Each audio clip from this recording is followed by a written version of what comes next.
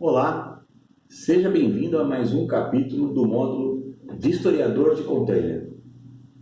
Iremos falar agora sobre o material empregado na fabricação dos equipamentos.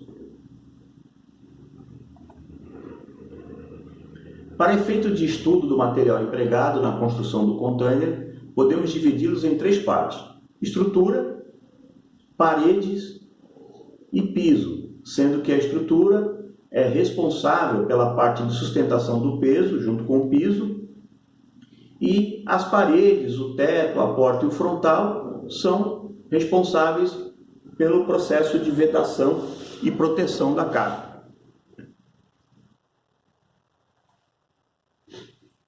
A estrutura é a parte responsável pela resistência e é feito de aço liga especial, e as demais partes são construídas de alumínio e outros materiais. Material sintético, material de aço, madeira antifungo, aplicado por meio de autoclaves apropriados para a aplicação da madeira. Então, perceba que ali nós temos a imagem da estrutura do container, os postes de canto, o piso e o teto. Essa é o que a gente chamaria de estrutura responsável pela resistência. Tá?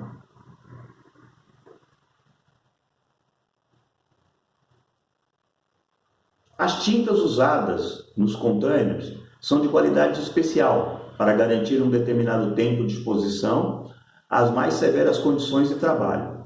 O aço do container também deve ser jateado com abrasivo e repintado com uma tinta não tóxica antes de ser habitável, a fim de evitar probabilidade de contaminação em detrimento das cargas que o container transportou durante a sua vida marítima. Tá? Então, o que ele quer dizer é o seguinte: se eu for transformar, por exemplo, um container no módulo habitável, eu preciso pintá-lo, então, com uma tinta não tóxica, para evitar a contaminação da pessoa que vai usar esse container como sendo um módulo habitável, um escritório, que agora, hoje, também o container tem a sua indústria paralela, Ele não é utilizado só no transporte de carga. Depois da sua vida útil de transporte, o container pode virar uma casa, pode virar um escritório, pode virar um restaurante, uma hamburgueria, uma temaqueria, como a gente vê hoje, que são os módulos habitáveis ou módulos comerciais, que são adaptados exatamente para esse tipo de negócio, onde eu tenho uma rápida resposta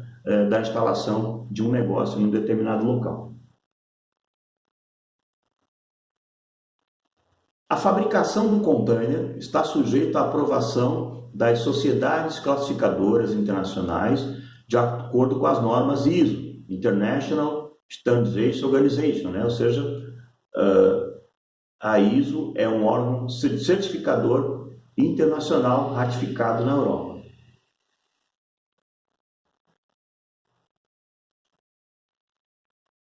Dimensões e capacidade.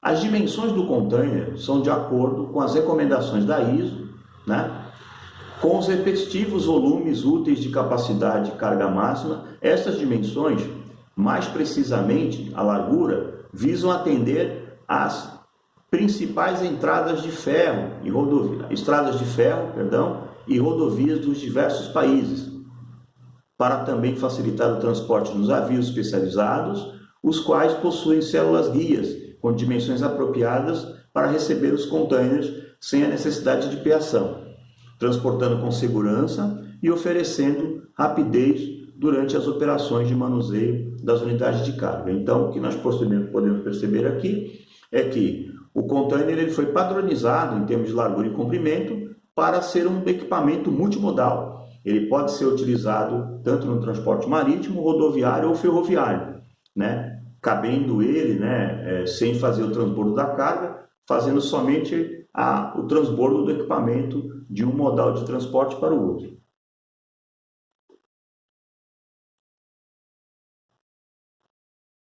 Os mais usados são os containers de 20, que tem aproximadamente 6 metros de comprimento, e o de 40 pés, que tem aproximadamente 12 metros de comprimento.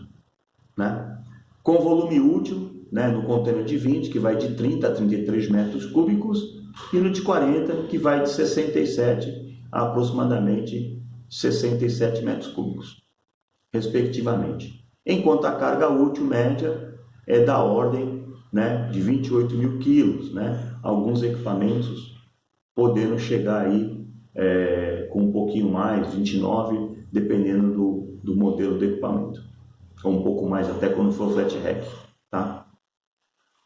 Um ponto de grande importância, não devemos deixar de mencionar a diferença entre o espaço útil do container e o volume efetivamente ocupado pela carga condicionada dentro do container, provocado pela incompatibilidade da dimensão das embalagens com o espaço disponível no interior do container. Ou seja, o que significa isso?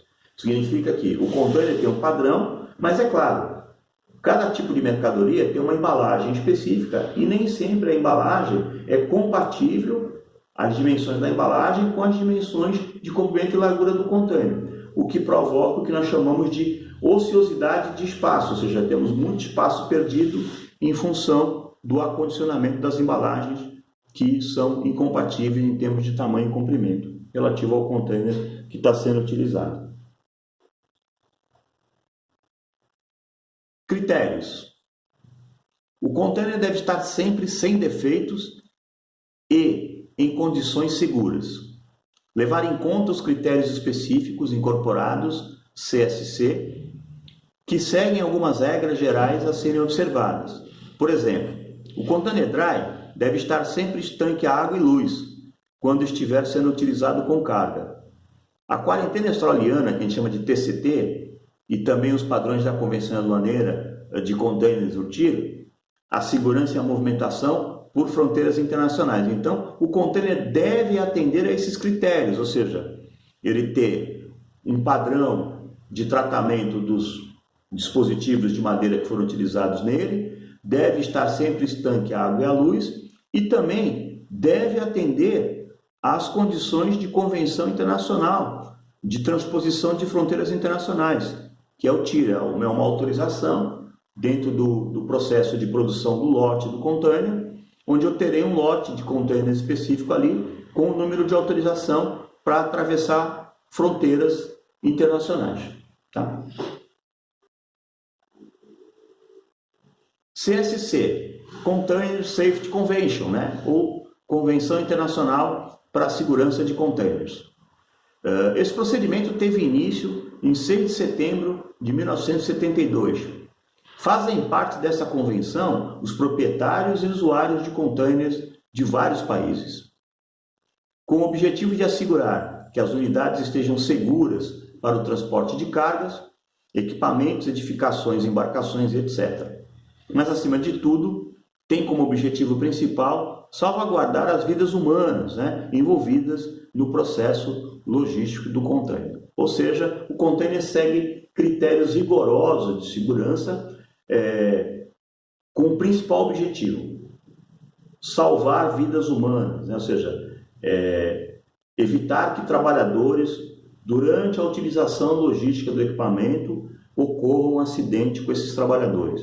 Tá? Esse é o objetivo principal desses procedimentos de segurança com o qual o container tem que seguir, e seus dispositivos também foram testados. Ainda falando um pouquinho de CSC, com a convenção, inicialmente ficou estabelecido para que as unidades novas, né, ou seja, saídas de fábrica, seria necessária uma nova vistoria de segurança apenas após 5 anos da data de fabricação das mesmas. Para unidades com mais de 5 anos de uso, tal inspeção seria necessária a cada 2 anos. A data da nova inspeção deveria, então, ser estampada na placa CSC existente em todas as unidades, ou seja, todo container ali na porta tem uma placa CSC. E nessa placa deve constar sempre a data da revisão dessa nova inspeção de segurança. Então, vamos recapitular. O container, quando sai de fábrica, a inspeção de segurança deverá ser feita somente após 5 anos.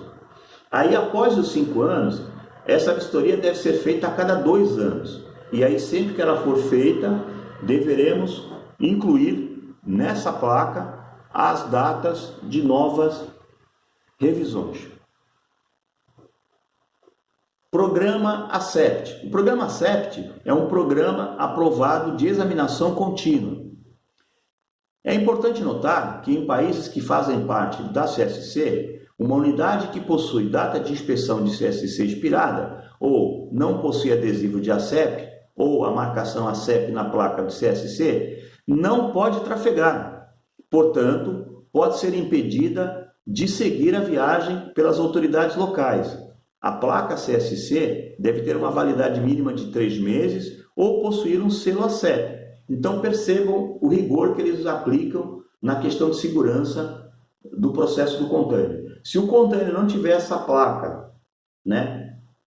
o selo de ACEP, que ele passou pela examinação contínua, ou o selo de validade, que foi feita a vistoria de 5 anos, ou de 2 anos após esses 5 anos, o container será rejeitado pela autoridade local, impedindo assim o seu embarque. Então, percebam que aí nós podemos ter um grande prejuízo quando não prestamos atenção na questão de comprovação do programa de examinação contínua ou do programa de segurança do container.